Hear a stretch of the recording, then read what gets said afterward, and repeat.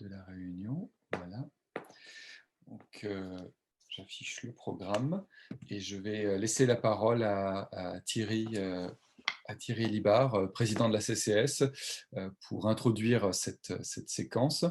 Et de mon côté, je reprendrai la parole ensuite. Et puis on va laisser les autres personnes nous rejoindre au fur et à mesure, tranquillement, pour le fil de cette présentation. Bien, bonjour à tous. Donc, je propose de démarrer notre séminaire. J'ai vu qu'on était assez nombreux, donc ce qui montre qu'on est là sur un sujet qui intéresse pas mal de monde et qui est en plus bien dans l'actualité. S'il y a des questions, donc vous les mettez dans le chat. J'espère que le son est bon. Peut-être ça vaut le coup, parce que certains nous découvrent à cette occasion, de rappeler en quelques mots ce qu'est l'Académie des controverses et de la communication sensible. C'est une association, loi de 1901, qui a été créée il y a maintenant 3 ans et qui se veut un lieu de rencontre entre chercheurs. Nous venons majoritairement des sciences de l'information et de la communication. Et l'objectif, c'était un peu de réunir l'ensemble de nos points de vue pour nous attaquer à ce qu'on a l'habitude de dire entre nous la boîte noire des relations publiques, c'est-à-dire des sujets qui sont peu explorés par les chercheurs et qui sont souvent des problématiques à controverse, à polémique. Pour le dire autrement, l'idée, c'est de prendre en compte des sujets fortement controversés, mais de les traiter de la manière la plus objective, neutre, rigoureuse, scientifique possible. Alors, on avait démarré il y a 3 ans et on avait pris comme sujet la dénomination positive. Dénomination positive, c'est les stratégies pour essayer de donner une connotation positive à un sujet, voire essayer de donner une nouvelle nomination. Pour prendre l'exemple le plus connu, comment les producteurs de pesticides ont réussi à ce qu'on appelle pas ça pesticides, mais produits phytosanitaires. Mais on avait vu qu'en fait, c'était un exemple parmi de nombreux autres. On avait trouvé une trentaine d'exemples de ce type-là. L'an dernier, on a travaillé sur un sujet qui est en plein dans l'actualité en ce moment aussi, c'est sur l'argumentation scientifique dans la communication, c'est-à-dire un peu les stratégies d'utilisation d'un argument scientifique dans une controverse, dans une opération un peu polémique. Et on voit avec la crise sanitaire que là aussi, c'est un sujet pour le moins hyper actuel. Alors, le thème d'aujourd'hui, publicité de transition écologique, c'est un sujet qui est tout à la fois en pleine actualité politique. Et je ne vais pas faire le rappel de tous les événements liés à ça dans l'actualité, mais assez bizarrement, ça nous a un peu étonné quand on a commencé à travailler ce sujet, totalement délaissé par les chercheurs.